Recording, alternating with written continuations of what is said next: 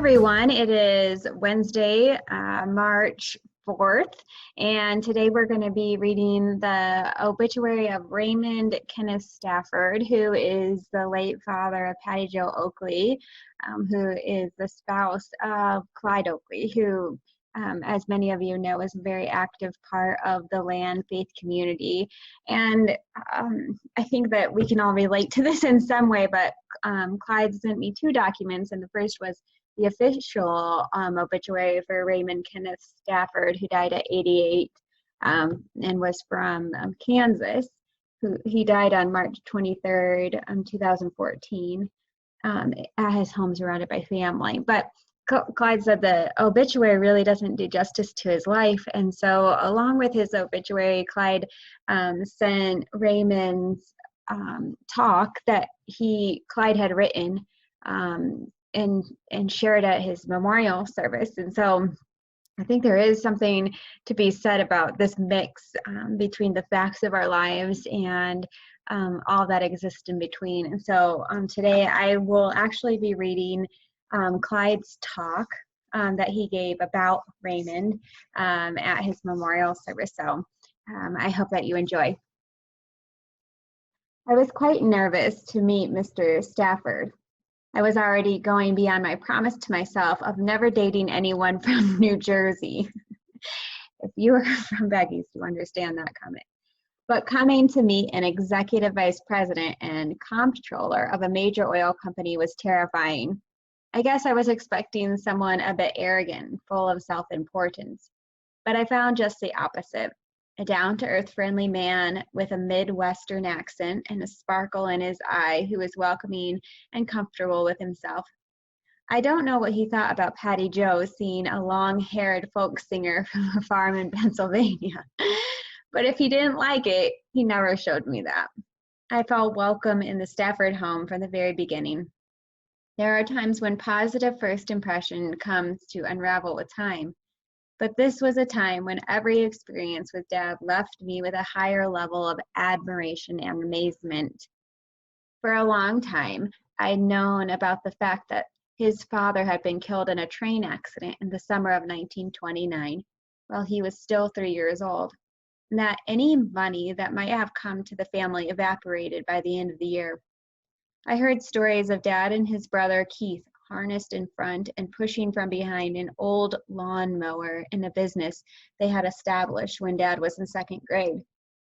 Times were hard, but Dad was key in helping the family to survive. Only recently did I hear about more than a dozen jobs he held in Thayer, working 3 or more at a time while excelling in school. I heard stories about his work immediately after high school and military career in the South Pacific, carrying troops to Iowa, oh shoot, I'm going to say these words wrong.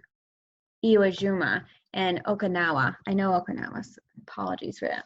I was amazed to hear how, with a young family, he had gotten first a degree in accounting and then a law degree, always working enough to take care of the family, and even more miraculously finding a way to spend more time with them. Truly, truly. Dad was competent in everything I ever saw him try. He told me that after he joined Emerita Hess, one of the first things he did was complete an acquisition, which fell to him because no one else in the company had ever done one. Had you ever done one? I asked.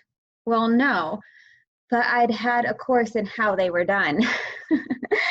Oh, that sounds like Clyde to me. I wondered how many people could have graduated from college and completed an exemplary acquisition based on a course they had taken. Not many. That competence led to a stream of promotions which he never sought. He recalled how the people he worked with made sure they liked the same drinks that Hess liked and played the same card games and stayed up as long as Mr. Hess wanted to keep going. Did you do any of that? I asked. No. As soon as the business was done, I just asked to be excused and went home to spend time with my family. There was no guile, no plotting, just a desire to do an excellent job at whatever he was asked to do and then go home to be with the family. And he kept doing an excellent job.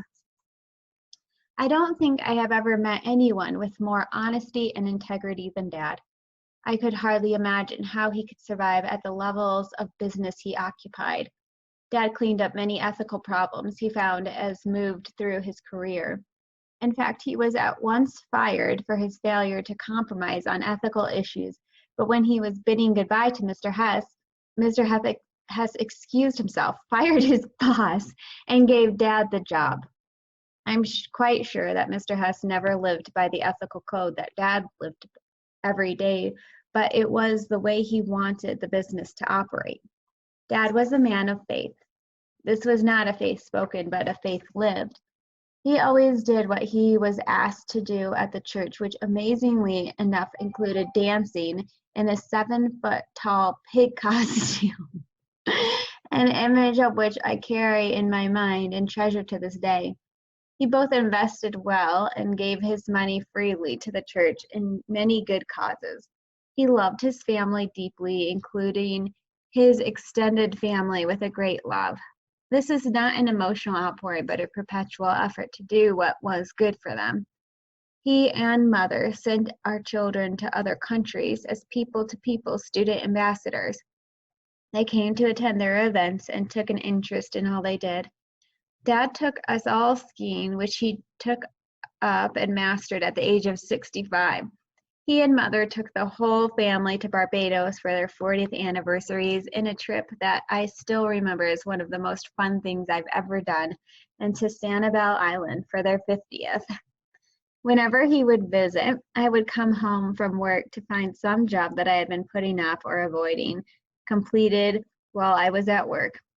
Even after he was diagnosed as terminally ill, he lived fully until the very end. He was continuously working on things so that Mother and the family would not have to deal with any problems.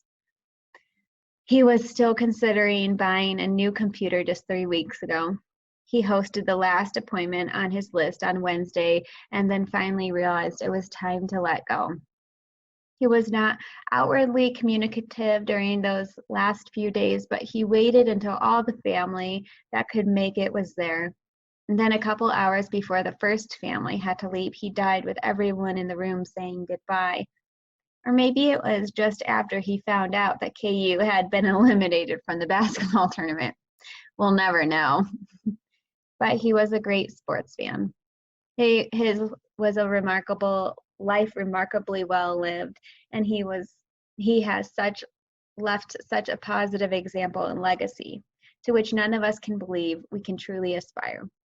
Yet because of his example, we are all inspired to try to live a life that is so productive, to live with such unblemished integrity, to work with such determination, to love so deeply and so well those around us.